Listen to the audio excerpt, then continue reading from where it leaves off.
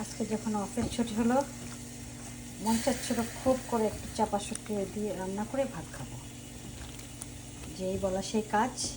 তো আমি একটু নতুন স্টাইলে একটু চাপা শুটকি পাকাচ্ছি, শেয়ার করতেছি সবার সাথে। জানি না কেমন লাগবে।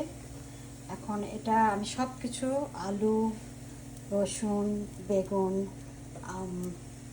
লটস অফ রসুন অ্যাকচুয়ালি দিয়ে তেল, লবণ সব কিছু দিয়ে মাখায় ফেললাম। এখন এটার মধ্যে আমি দিব পালং শাক। ওয়েট করতে হবে না, সব একসাথে দিয়ে দেবো।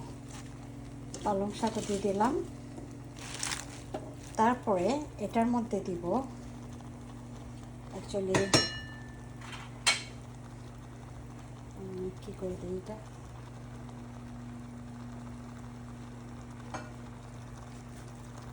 চাপা শুটকিটা ভালো করে ওয়াশ করে তারপর এটাকে গরম পানি দিয়ে সিদ্ধ করেছি। এখন আমি দিচ্ছি, but I have to strain this one, then rest of the pot in there. দেখি কেমন হয় খেতে, জানাবো সবাইকে।